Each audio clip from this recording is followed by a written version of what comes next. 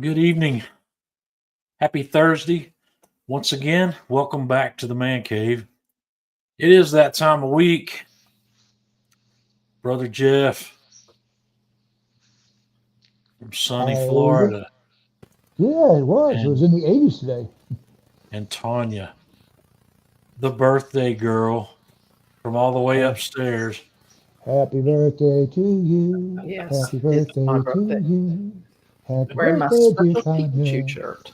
We've Happy been we've birthday been to celebrating you. the birthday all day. We actually started the Nice. countdown yesterday. So uh Mm. yeah, Are you And I celebrating a just finished birthday my week? birthday cake. Sure. her mom made some birthday cake. Yep. Brian, Cool. glad you could make it in with us tonight. Excellent. Well, as we do any Thursday, I'm going to kick off with a glass of bourbon, and I think I'm going to go back to the same bottle I had last week. I'm going to have another glass of this Benchmark Foolproof because I really like it. How about that? That's the cheapest bottle I've got that I really like. That is a sleeper, my friend. If you like barrel strength, get some of this. You will not be disappointed, and you'll get it for less than $30 a bottle, probably. I guess depending on where you are. But Jeff, you having a drink with us tonight? Yeah. Let's see. Is it Heaven Hill night or uh, Eagle Rare night? Heaven Hill. Heaven Hill. Mike, glad you could make it with us. Tanya, did you fire up the Jura? I did. I'm having some coffee. So did we get the problem fixed with the new tubing? I don't know. I haven't tried that yet. I've been We too busy doing all the stuff. Our Jura's got a problem. I haven't looked at it. Tanya, it's having a problem feeding milk, right? Is that, Mm-hmm. yeah, there's something going on there that we got to get sorted out. Yeah, I just didn't So, have time to mess with it because I was trying to get all my grading current through tonight so that I right. could post an announcement in all my classes entitled Instructor Goofing Off in Nashville this weekend. Yeah. Awesome. So, cheers, everybody. Cheers. Mm. Oh, Mm. boy, that's good. No doubt.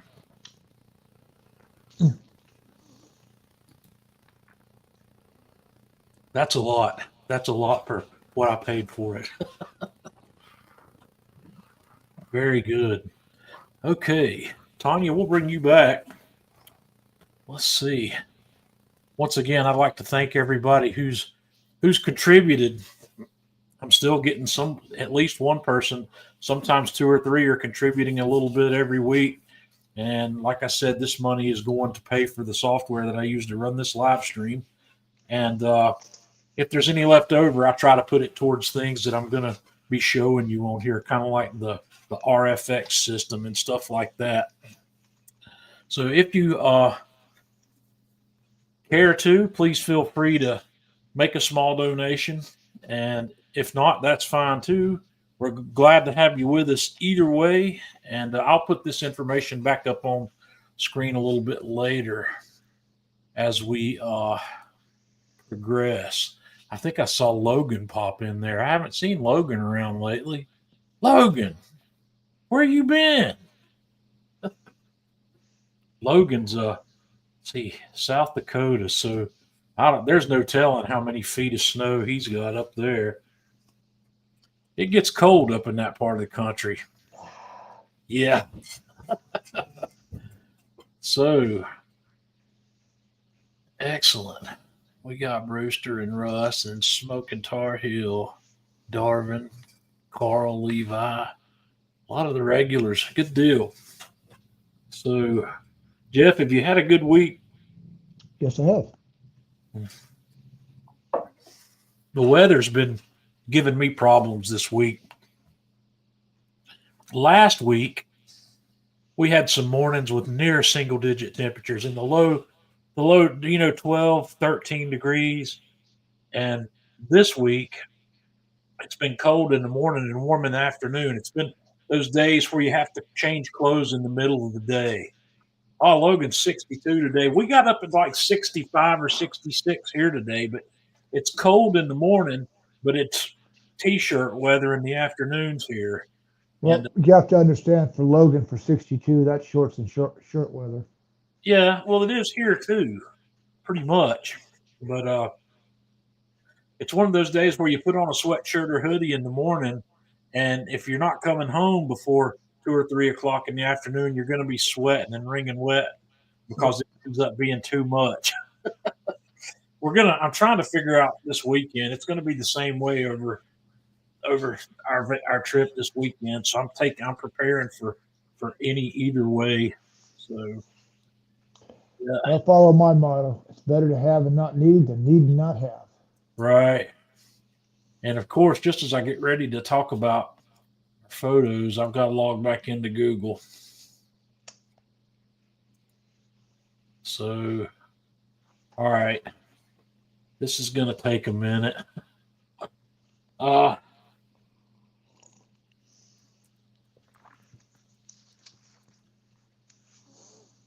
Because my password manager is making me log back into it also.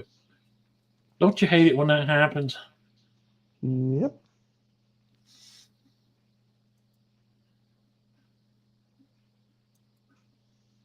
So now we can get logged back in.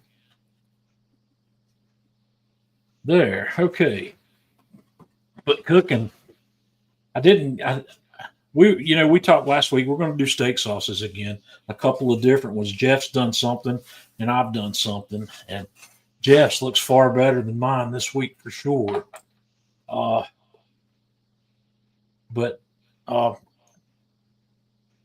okay, one other minor thing here. I got to get plugged back in before my battery goes dead. I'm just not prepared. I'm not very well prepared today. There we go. Okay. Now, I think my computer's actually ready for the live stream. Okay.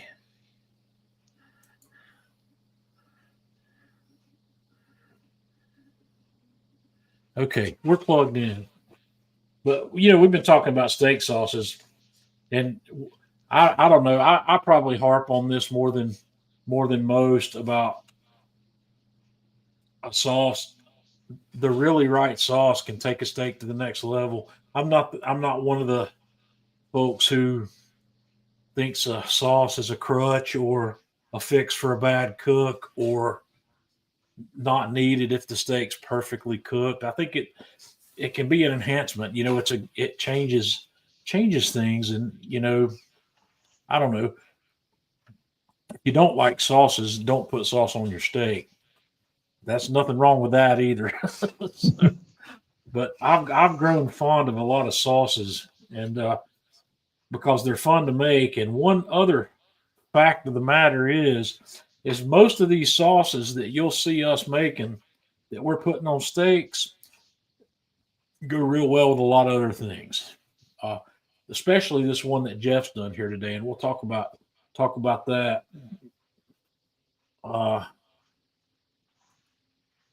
Okay, talk us through this one, Jeff. Okay. Starting at the top left, you have 8 ounces of baby bella sliced mushrooms, 3 tablespoons of butter, a teaspoon and a half of garlic, half a cup of chicken broth, 1 cup of heavy cream, a teaspoon of Worcestershire sauce, a half a teaspoon of salt, a quarter teaspoon of pepper, and 1 teaspoon of Dijon mustard. So we're making a mushroom cream sauce. Yeah. And the one thing that's not on there is some Parmesan cheese, which was an afterthought. Yep. So anyway, I got my Food Network stainless steel pan Yeah. because nothing sticks to them. Question here, right quick. I did when I did the pan sauce last week, I had to really get. Did you have trouble getting your pan hot enough here? No. Because I didn't put enough charcoal under mine, and I ended up having to come back and bank it and get a bit of coal under my pan to make that work out. Now with the new system, that's not quite as bad. But you melted your butter. And I added my mushrooms and sauteing them until they're nice and brown. And go ahead. So how long does that go? We're about 7 minutes in to get the mushrooms all nice and brown. So do you let the mushrooms give up most of their liquid and let that evaporate off? Yeah. Yep. And from there, I added the chicken stock, Worcestershire, garlic, and salt and pepper, and brought that up to temperature. And then I added the heavy cream, and you let that reduce.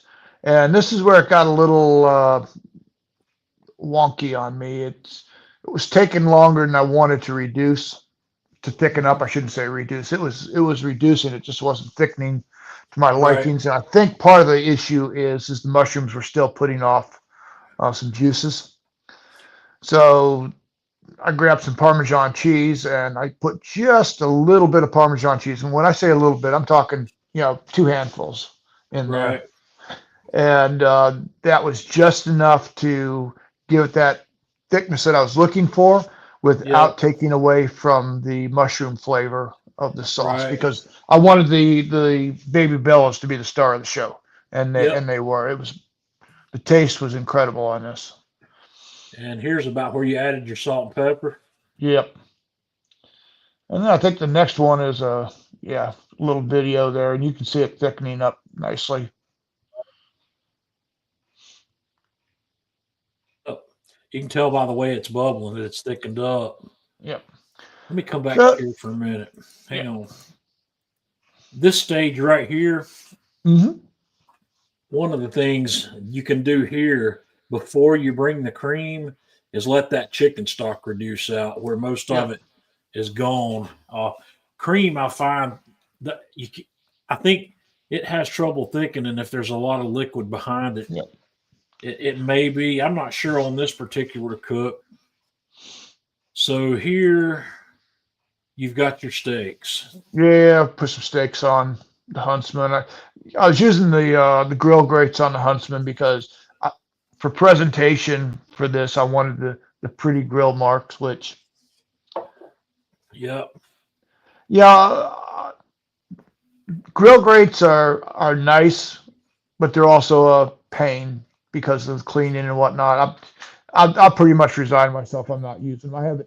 I haven't used them in a long time. I just pulled them out to use them for this cook here to, like I say, to get the pretty grill marks on. Is that the Half Moon one for the Kamado Joe? Yeah, it is, and it fits pretty nicely in there. Right. I've got one of those around here somewhere. I'll have to pull that out now that I remember that I have it. So you can see I got the nice grill marks. Yep. That I was looking for. And then you just give it some of that sauce. Yeah. That's a wonderful sauce, and that sauce goes in a lot of different places. Oh, talk about some of the other things you could use that sauce for. You could actually use that sauce and put in egg noodles and have and sour cream. Pasta. Yeah, you could turn that into a what do they call it? What's the big dish at IKEA? Oh, the stroganoff. Stroganoff. Yeah. Yeah, stroganoff and the Swedish meatballs. Yes, you can do that. Rather than putting the cream in, you could have put sour cream in. Yeah. And you could just turn that right into a Swedish meatball sauce, which would have been great. So that's good. You could put that on chicken. Yep. There's a lot of things. You could put it on. And put it over noodles. Or rice or mashed potatoes. Yep. You could put that over those French I would fries. prefer egg noodles. You could put that over those French fries also. Oh yeah. Yeah. Poutine. Yep. That's start. The poutine's a little darker typically. Yep. It's a little different, but but you could still, the potato is going to go either way. You could put that on a burger without any problem at all. Yep. What I would do if I was going to put that on my burger is I would kind of dip my cooked burger into the Into it. sauce and then pull it out and then put some of the mushrooms up. And Definitely. that'd make an excellent mushroom Swiss burger, or just a mushroom burger if you don't want to add Swiss or Gruyere or Comté or whatever And to you can that. look at that picture. Just by looking at that picture, you can see that sauce is thickened up nice because it's Yeah, coating. It's not running off the steak. It's got a right. nice coat on there. That's something I need to do sometimes. Make another picture of the nappe where you just stick a spoon down in it Right. and it'll stick to the back of the spoon, and you wipe your finger across it horizontally. And if the line stays there and the sauce doesn't run down in the line you created, it's ready. That's thick Yep. enough. If you want it thicker, you can continue to let it thicken by whatever other method you want, but that's the minimum thickness. You want it thick enough where it's going to stick to your food rather than just run off in a pool in the plate. And that sauce you could also do a roux. You could thicken that with a roux as well.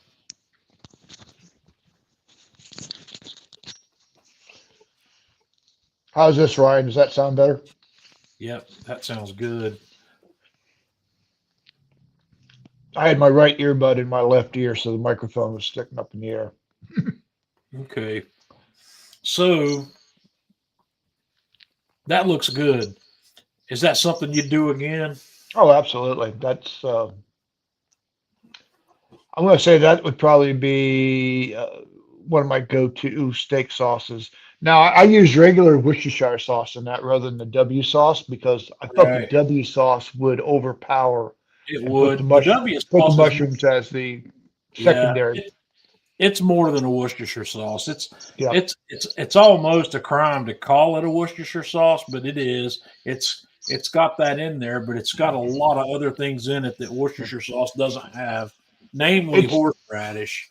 You yeah. Well, know, it's great for the for my cottage pie. I use that in my cottage pie, and that just adds an extra zing to it. But like I say, with this, I yeah, wanted the mushrooms to be the star of the show. I mean, it's a mushroom sauce. I don't want you to be right. thinking, okay, I have a sauce here, but I really don't taste the mushroom. You tasted the The mushroom. mushrooms have to come through there for sure, and you can also play with the mushrooms. Some mushrooms are stronger than others, so you can. Uh, you said you use baby bellas in that. Yep. You could Yep. use porcini, or as Tanya and I like to call them, you could put some shit take mushrooms in there too. That's some creminis. Yeah. So that looks good. That's a very good sauce. And also, like I said with the one I showed last time around, it's a cream sauce. You have to use that sauce right away. There's Yep. no saving and reheating that. It's only good right then because it will break when it cools. So Well, now, John, surprisingly, I saved it and it didn't break. really, Yeah. oh well, you had cheese in it though. That's true. Yeah. That's Uh, probably what saved it from breaking. yes, That if that bit of Parmesan. without that, it would not have been the same. I forgot about the cheese being in there. So Yeah, like I said, that the it only reason why I put the Parmesan in is because it wasn't thickening up to my right. liking, and I didn't want to sit there and reduce any longer. So I said, a little bit of Parmesan cheese, I'll fix that right up. Yep. So that looks good, Jeff. Thank you. That's definitely a keeper. I've made sauces similar to that. I don't think I've ever put garlic in mine though, so I think that would be good. I don't think I've ever put garlic in that sauce. Trying to remember. I know I've put shallots in it. I'll saute some shallots in the butter. I just don't think I've ever put garlic in it, but that would be good. That was the other thing that I was thinking about adding to it with some shallots, but I was Yeah, once again afraid. I didn't want to take away from the mushroom. So I kind of kept it really basic. Right. Okay. I'm falling behind over here. I'm trying to keep up. Tar Heel wants to know what's the best use for the W sauce. Well, I use it for my cottage pie or shepherd's pie for part of the sauce for that. I think that You works need great. you need to buy a bottle of it and stick your finger in it and taste it. And when you do that, Definitely. all these things are gonna come to mind because it's and if I'm not mistaken, you can buy this at Walmart now. You can buy the W sauce just about everywhere. Walmart's got it. Publix now has Yeah, it. Academy Sports has it. they have both varieties of it as well. Well, there's three varieties now. Is there three? There's there's a breakfast variety as well. Right. So it's you can use that straight out of the bottle as a steak sauce as well, and Oh, definitely. I would call it a high octane steak sauce because it's got a powerful flavor. I would want to incorporate it with something else to tone it down a little bit if I was going to put it on directly on meat. It'd be good as part of a marinade.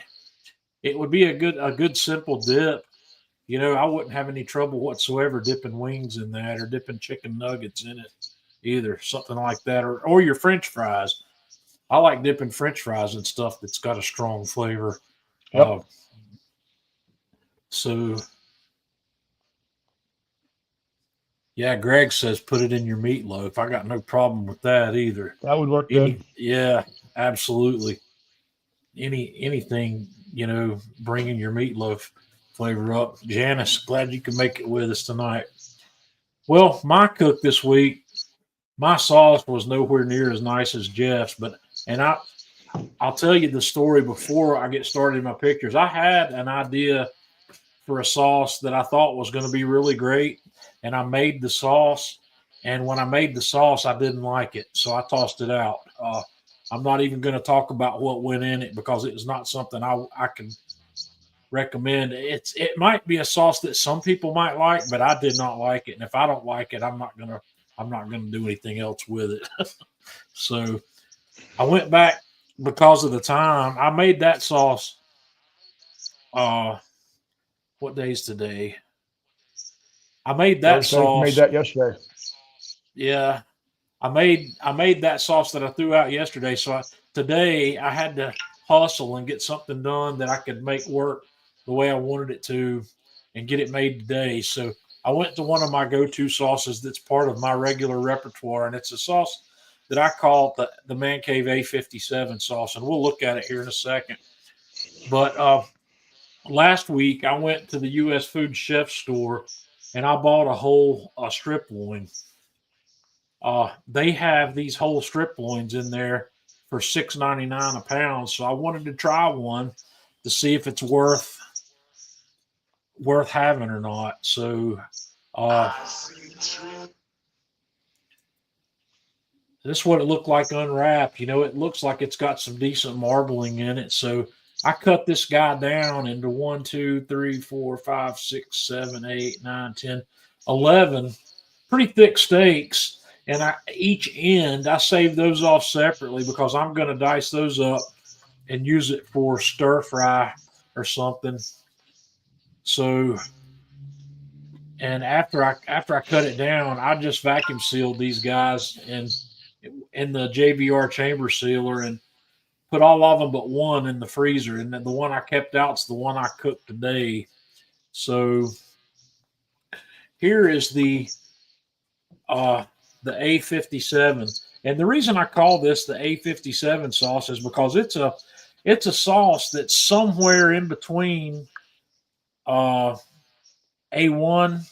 and a Heinz 57. It's along those lines. It's got, if you've ever had Leah and Perrin's steak sauce before, it's closer to that one maybe in terms of flavor, but it's homemade and it's cheap to make compared to buying anything in the grocery store. So if you like sauces like that, this is very quick and easy to make. the three main ingredients here, or the four ingredients. There's only five ingredients in it. It's got ketchup as the base. It's got Worcestershire sauce, balsamic vinegar, raisins, and a little bit of water. I use the golden raisins in mine. I think for some reason or another, I just like the way they flavor it. I've made it both ways, and there's a minor difference you can take from the golden raisins. So, and this is a no-cook recipe, and I'll have a screenshot of the recipe coming up here in a minute that you can save if you want to. But all you do, you dump all this stuff in the blender and then let it go. Now, I will admit that doesn't look very good in the bottom of the blender.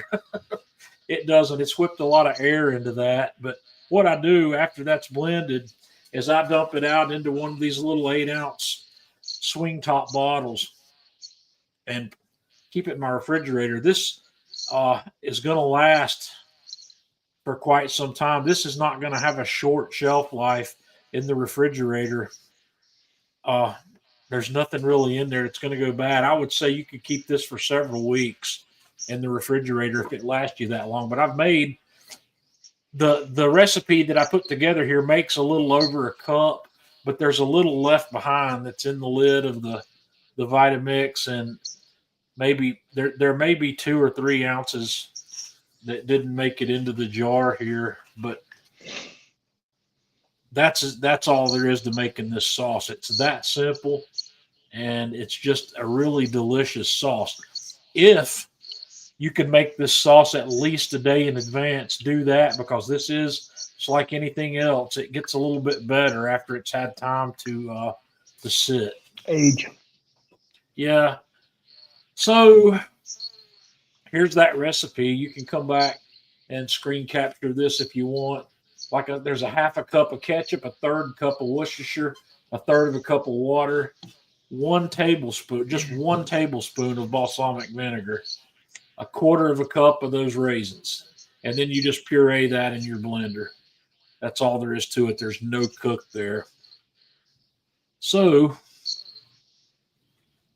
I got a steak out and I salted it ahead of time, and I let it sit for an hour or so in the refrigerator with the salt on it.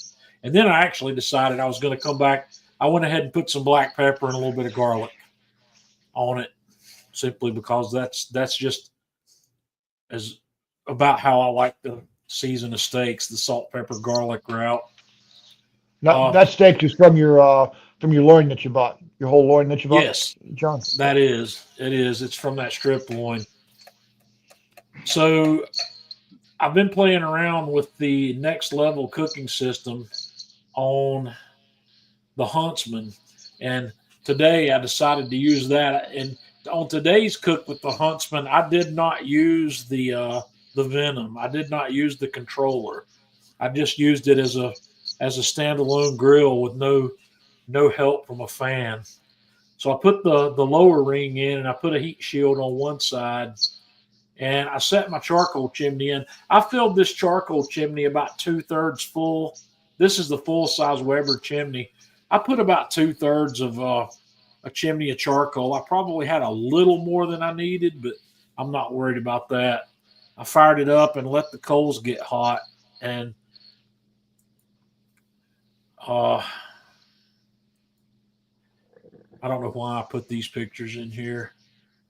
I dumped those out. As you can see, the coals aren't fully grayed over yet, so I just dumped them out and I banked them into 1/4 of the grill where they're kind of banked together. One of the things you'll learn when you're cooking direct heat over charcoal, the heat that you get from the charcoal is more intense with a deeper bed of coal. A single layer of briquettes is never going to be real hot. If it's 2 briquettes deep, it's going to be fairly hot. If it's 3 or 4 briquettes deep, it's going to be extremely hot from that. So I banked these up there and I let them continue to go until they got nice and grayed over. So I put the other half of the grill grate in on the lower part of that next level cooking system, because I'm planning to cook that steak right over those coals down low. And I put the web rack in on the upper side because when I know when I'm done, when I have my steak seared the way I want it, I may need some indirect time to finish cooking it. And I did in the end need a little bit of that.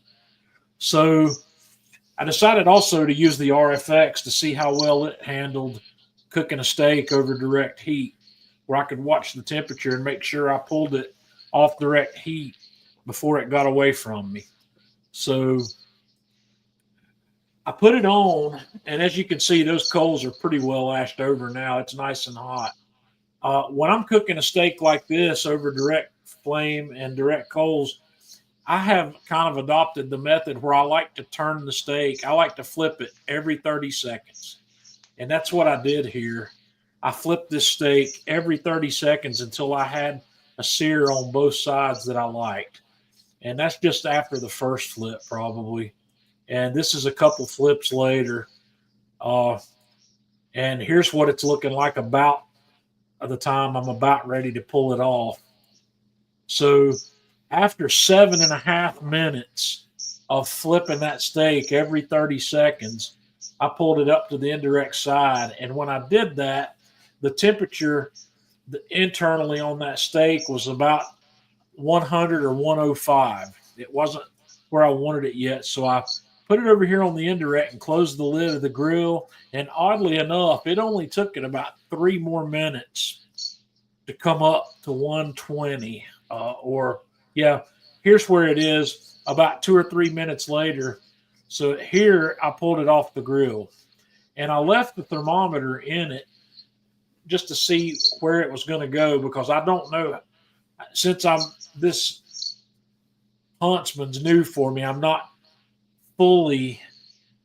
haven't fully become one with this grill yet. So I didn't know how much carryover cooking I'm going to get based on that amount of heat that I had going. So I set it in there. And in the meantime, I set my plate. That's not over the coals. It's opposite the coals, so I can let my plate preheat. Never put a cooked steak on a cold plate. Always heat your plates up. That's just a tip of the day.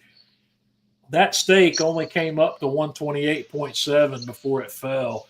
I wasn't sure where it was going to land, because a lot of times when I cook direct like that, I'll get 15 degrees of carryover, and I wanted to make sure I didn't go over 135 with it. So, but I'm good with that. I'll eat my steaks anywhere between 125 and 140. So 128's a little lower than I normally would have liked. I would have liked it to have been over 130, but that's really an insignificant difference here. So when I sliced it, here's what you see. And this also hasn't had a chance to bloom, really, to let that turn as dark pink as it's going to get. So I sliced it, and you can kind of see here that it's darkened up a little bit more. It's a really just on the underside of medium rare.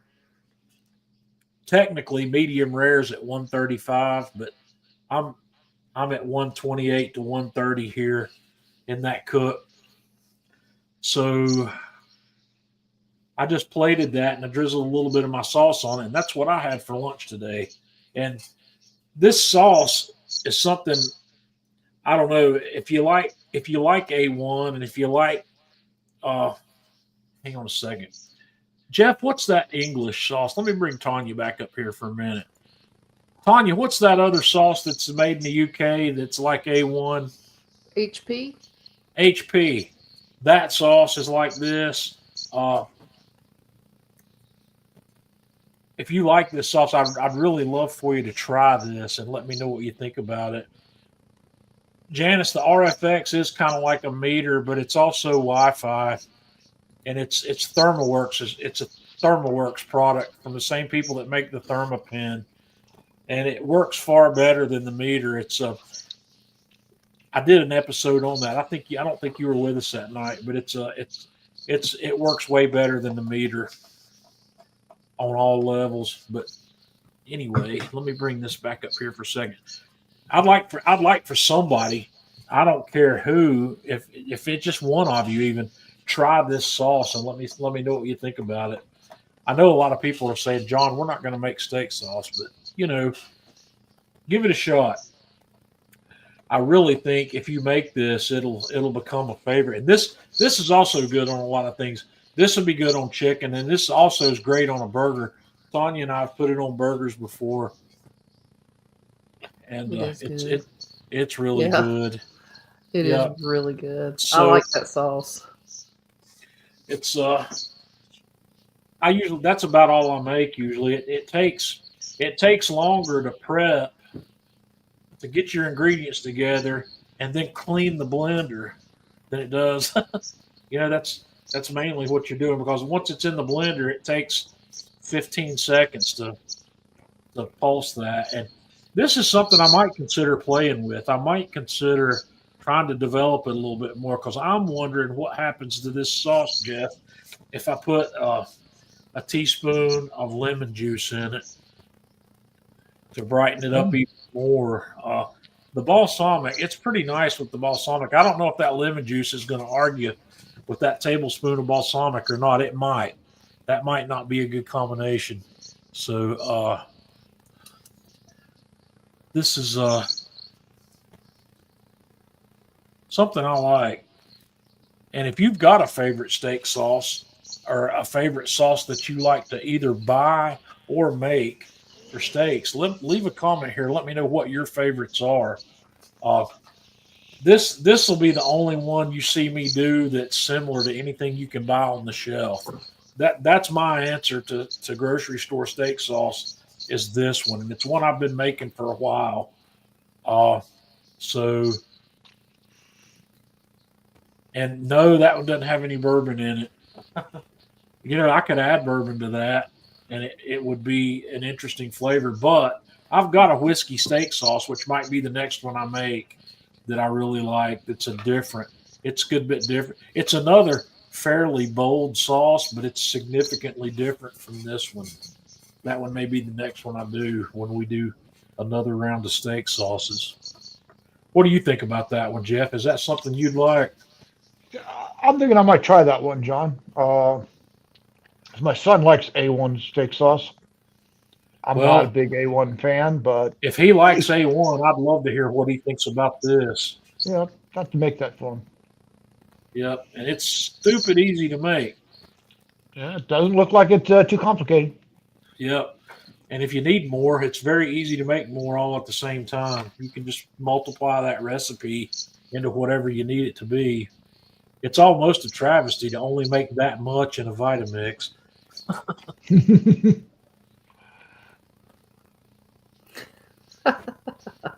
Strange. Yeah, right there. There is, and I'm trying to remember which bottle. I think that's where the barrel proof. I don't know. There was that's where Just the take a bottle and fill it in. That's where the Elijah Craig was. I'm trying to get my bottle count down, guys. I've not bought any new bottles in a while. I'm trying to get myself down to where I've got no more than 10 bottles. But that's one of those things where when you're learning what you like, you end up with a lot of stuff. Oh, come on, John. Be like Anurag. No, I'm not a collector. I'm never going to be a collector. I'm drinking what I buy. I'm not buying it to set it on the shelf and make it look pretty. But I've got a pretty good feel now for what I like. And I think I can probably distill it down to less than 10 bottles, and that's what I'll keep on hand all the time. Tanya, I probably don't have any questions that we need to look at, do I? No. Nobody wants to know. Nobody wants to know more about the barbecue sauce or the steak sauces. So that steak sauce is awesome. Y'all know Yeah. I'm too picky, but I really like that one. yeah, I gotta be Brian's honest, I was always a big A1 person, and I didn't think anything other than A1 or Worcestershire sauce. My favorite being the Lee and Perrin. Yeah. But The wash your sister sauce. the Worcestershire sauce. Yep. Yeah. But other than that, and then then I was kind of divided with I don't usually put that on steak. I use it for other things. Hmm. So anyway, I like dipping French fries in it, and that's another thing I was gifted a deep fryer this week, so I may try to get my French fry game going again at some point. There's no limit to what I'll dip French fries in. It's crazy. I'll Cheese, be tell you, picky. jelly, gravy. my mom got me to when I was young, just dipping French fries in Duke's mayonnaise. Yeah. Yeah, Nothing wrong there's with that. no shame in that. No shame in that at Well, all. I will be honest. My preferred dipping sauce for French fries is a good barbecue sauce, followed Yeah, by A1. right. So, yep. And I'm sorry, dipping them in ranch is just nasty. No, it isn't. Ranch is good. Honey mustard's good too. Honey mustard's probably going to come up in my steak sauces because I've done that quite a few times. In fact, when I did that video with Chef Eric that we did out on the farm in the eastern part of the state, that tri-tip I cooked, I made a honey Dijon for that, and it was good. That's my How honey. good was it, John? It was really good. So that honey Dijon's an awesome beef dip. And Eric, when Eric asked me what kind of sauce I wanted to make for it, when I told him that, he scratched his head a little bit, and he nodded. He says, he says, I bet that would be awesome. I told him what was going in it because it's got a lot of cool ingredients in it. It's got some ginger in it, and it's got some tarragon in it as well. So it's yeah, Janice, blue cheese. Janice, don't forget about the gorgonzola. We talked about that. We did that thing that Matt Pittman did. He made some sort of uh, blue cheese or gorgonzola cream sauce for dipping steak in. It was really good. Janice made it, and then I made a version of it as well. I'm just not a Yeah. blue cheese fan. Oh God, I love blue cheese. Man. I like gorgonzola maybe a little better. Gorgonzola, I like blue cheese. I'm just not a big I fan of like it. them both. Tanya likes both of those. Wolf. Jeff's got this little tiny dog running around over there that sounds like a big dog.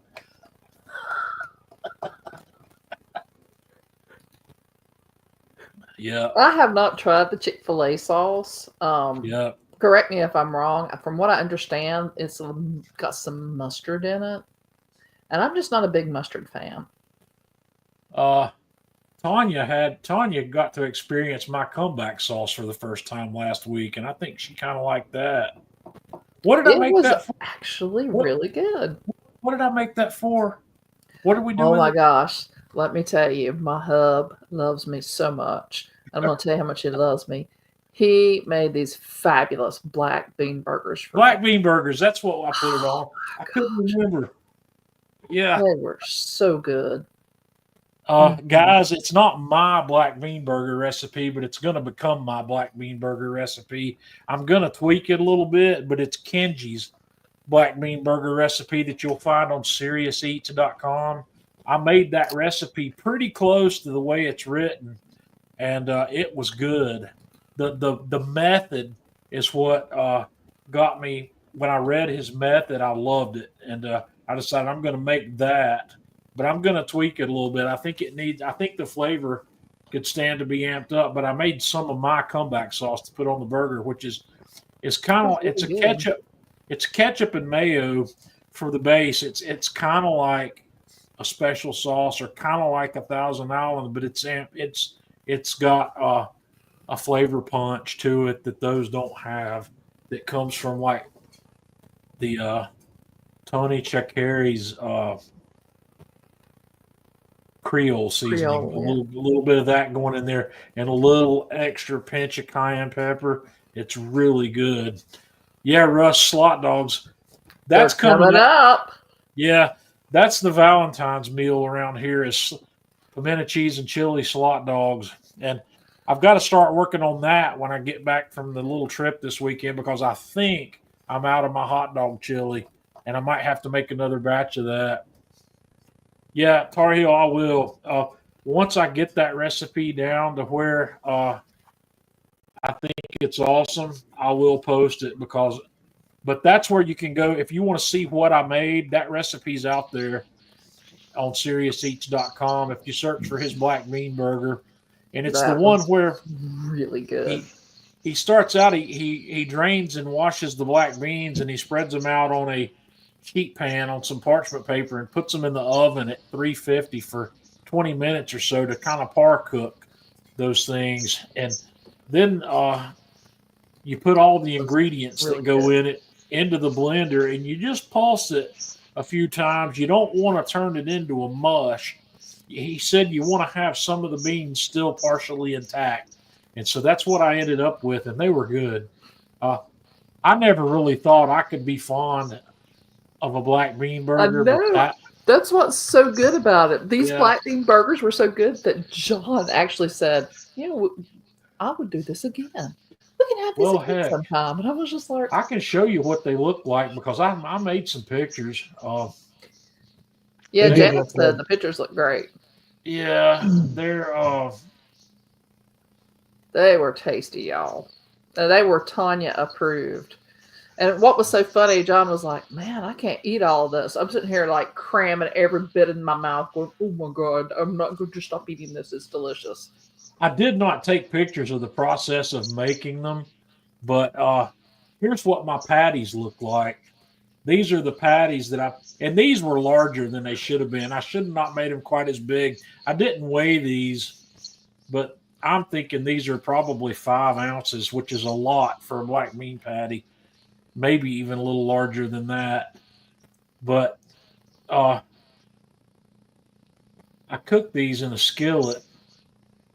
This is my scan pan, which is a really high-end nonstick pan that I don't like so much anymore.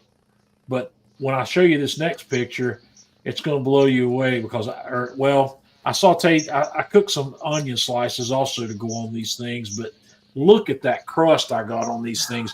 That is what blew me away. I never figured I could get that kind of crust or caramelization on a black bean patty. But let me tell you something, that's a flavor bomb happening right there. And that's my comeback sauce on the bun. So this is a real simple burger. I also laid a slice of provolone cheese on top of each one of those. I made some oven roasted potato wedges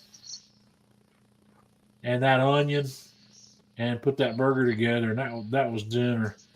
Of course, he hit the Beano. Yeah. Yeah, I did hit the vino because when I made the pinto beans, my horn section was going all night long. It was rough. But yeah, this is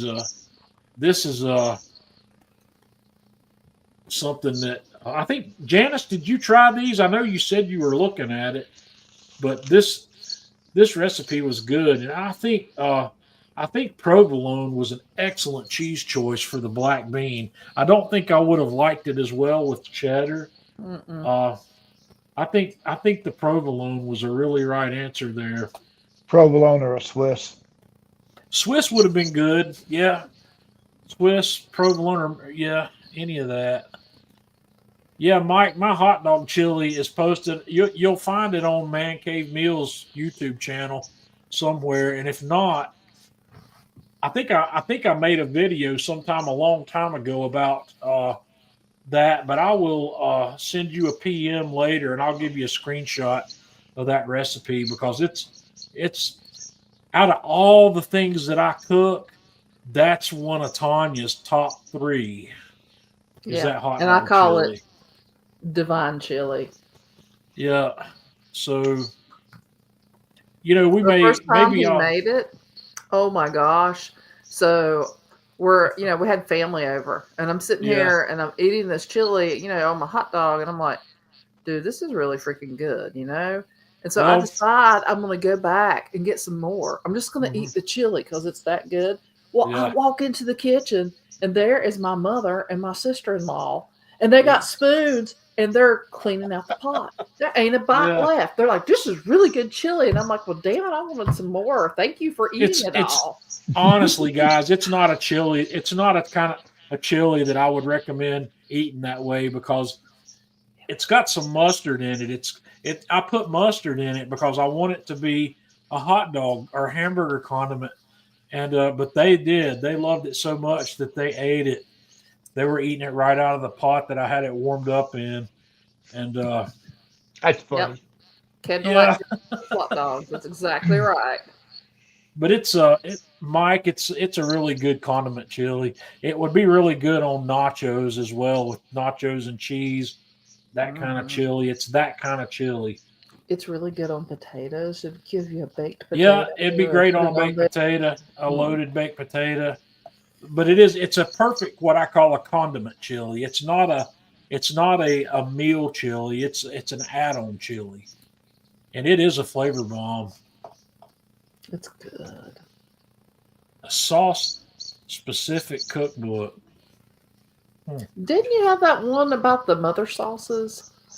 Well, that book, there's this one book I have called Sauces that is it's not one I'd recommend for most people though. It's on my shelf here somewhere. Oh, Robert, you've made him so happy because he gets to geek out over this sauce thing. Oh my gosh, I just have no idea.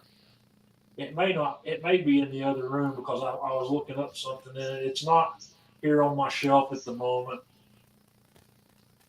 It's a book. It's called Sauces, and it's what I would call the I don't know what it's everything you'd want to know about French sauces and some other types of sauces.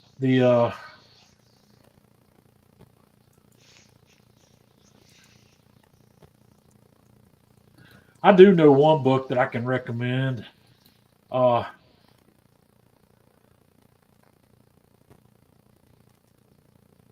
don't see the sauces book on here that I have anymore. Greg Mervich, Ballistic Barbecue on YouTube, has a book that's got a lot of great sauces in it.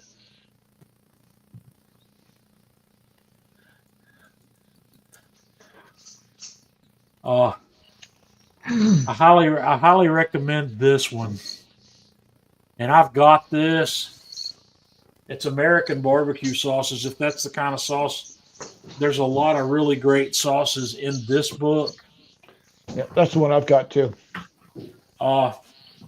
There's other books that have some sauces in them that have a lot of sauces in them as well. I really don't know why my sauces book's not. I thought I had put that back on my shelf, but I obviously did not.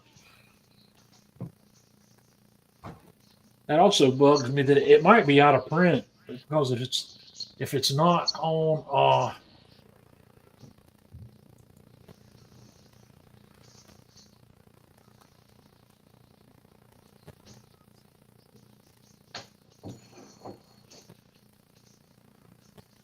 I don't.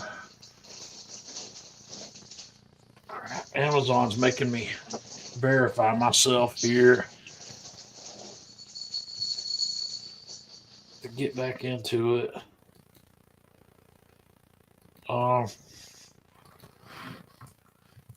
It'll take me just a minute.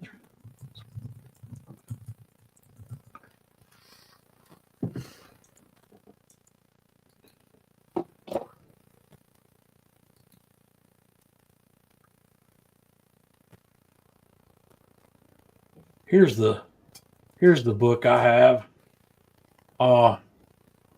This book, Sauces, Classical Contemporary Sauce Making. It says, okay, that's why I couldn't find it. There's a newer version of it here. That's why I didn't see it earlier because the cover had changed.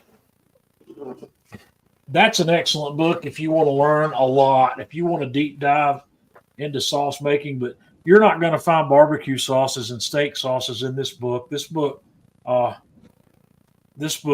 is a different level for that. Jeff, do you have any other books with sauces in them that you'd recommend? No, just that one.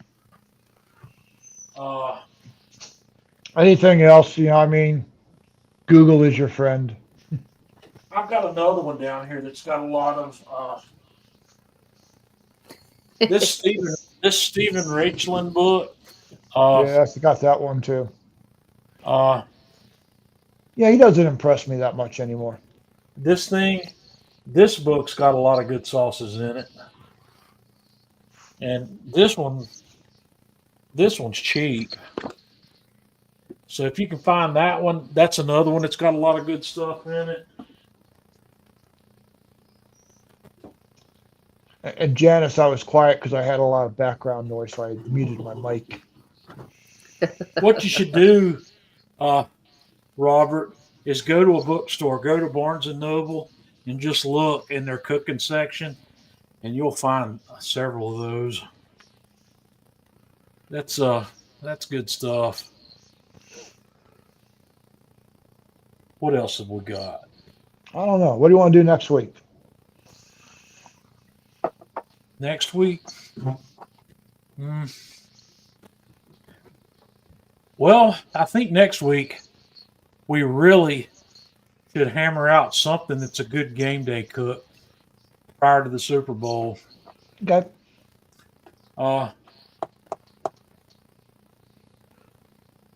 And I We think could like you should get an additional like 5 points if you find some way to jinx the Kansas City Chiefs or the well, refs.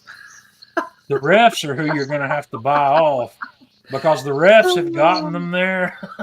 So, Oh, sorry, Chiefs fan. I don't know, I mean, I Jeff. know they're out there and they're happy, but I think we're all tired of the Chiefs. I got an idea, Jeff. We could either go our own way and try to come up with something cool, or we could both do wings. We could do. I haven't done wings in a while, and I'd like to do some wings on the Huntsman. Uh, I've done wings on the Huntsman, and they came out almost. I repeat, almost. mhm. I'm trying to sneeze here, so give me a second. Almost as good as. There it went. Almost as good as the pellet show. Yeah. Well, I've got an idea about how it might be a fun way to do wings on the Huntsman. What I'm thinking is I would bank my charcoal around the outside edge of the grill, run the fan to get really hot in there, and put my wings in the middle, Mhm.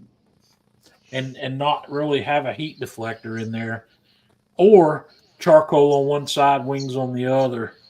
Uh, Well, the way I did mine is I ran hot on one side and left no charcoal on the other side so I could move them on and off. And that worked out really well. I got a nice sear on the skin. It was crispy. yeah. I say it was almost pellet Joe quality.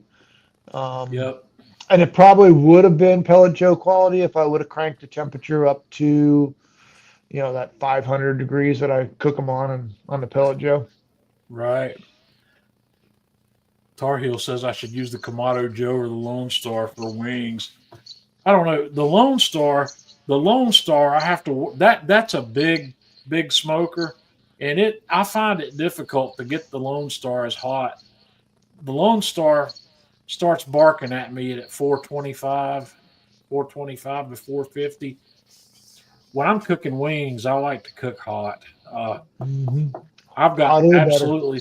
I've absolutely got no problem going 450 to 500 on chicken wings to get them crisped up. But the Huntsman, I think I can. I don't know. We'll see. Do you want to do wings next week? Yeah, let's do wings. I haven't had wings in a while. Let's both do wings, and then let's come up with uh,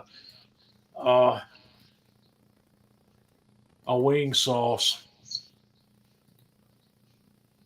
Okay. Something not buffalo. Just do something that's not a buffalo sauce. Oh, I wasn't going to do a buffalo sauce. Yeah, buffalo sauce is easy, but it's good. But it's butter and Frank's Red Hot or butter and whatever hot sauce you choose to mix with it. It's good. There's not a thing in the world wrong with buffalo sauce, but I like my wings not as hot, and I like them. I like a sweet heat wings, and so that's probably what I'm going to do. And in fact, I'll tell you what I'm going to shoot for because I've threatened to do this before and I've never done it. I'm going to go with something along the lines of that pineapple habanero. Uh, I'm thinking about that.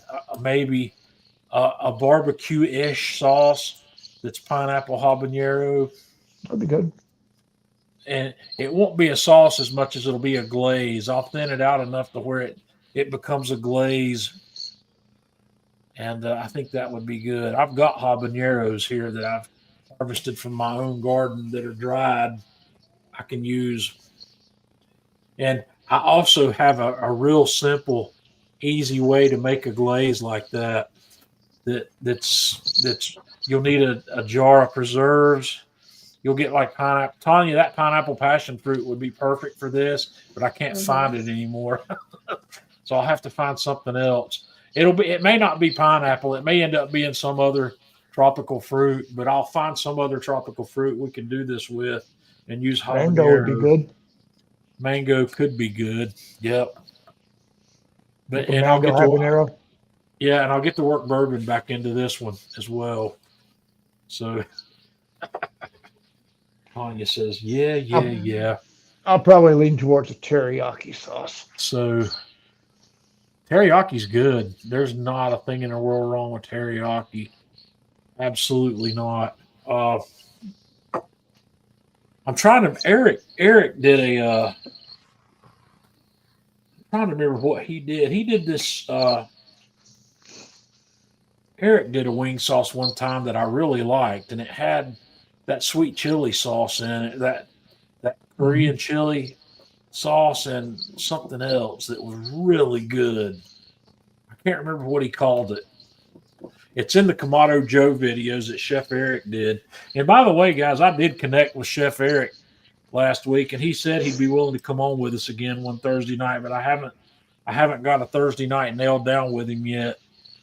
But maybe we'll be able to get Chef Eric back in here with us to catch up. I haven't talked to Eric in a while. So, what else? Anything else we need to talk about before we call it a night here at the Man Cave? I need to finish my bourbon. I haven't got that far yet, and I've already shut my other computer down, so I will send you that chili recipe a little bit later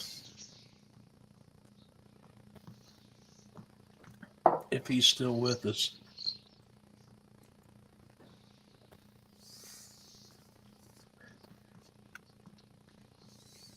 Yeah, Eric's no doubt about that. He's a fantastic chef. Yes, Brian, it did. I think it had hoisin in it. It did, in fact. It was kind of a mix of the sweet chili and the hoisin and something else. It had ginger. Uh, it had ginger juice of some sort in it as well. You remember that one, Jeff? Yep. Remember that sauce I'm talking about? That Mm-hmm. was awesome. That's fine, Scott. You submit, just send them to me in a private message or whatever, and I'll be happy to. Yeah, if you guys want to do wings between now and next Thursday, do that and show me what you've got, and I'll put them on screen and we'll talk about them. That's a great idea. The more the merrier. So yeah, that's another good idea, Jeff. It's something we could do. We could plan it out maybe in a month. We could announce it at the first of the month and say on the last live stream of the month, we're going to show your cooks and we're going to do this. And Yeah. Tar Heel, yeah, I'll post that. I'll post my hot dog chili recipe on the Man Cave Meals page first part of the week when I get back in town. I've got my Venmo's at John Setzler. It's scrolling down at the bottom of the screen. It's I've got it scrolling down there. It's probably hard to see on a small screen though. Let me Yeah, it's at John Setzler on Venmo. This Venmo, I don't quite understand Venmo. I've not gotten quite the hang of Venmo yet. I do PayPal and Venmo, but I know a lot more people seem to be using Venmo now than PayPal. So, all right. I appreciate it. And y'all have a great weekend and come back next week. And Jeff and I will try to present some edible chicken wings of some sort. Does Oh, that sound like a plan? they'll be edible. They'll be edible. Well, hopefully they're going to be really good, though. So until next week, y'all have a good weekend. And everybody.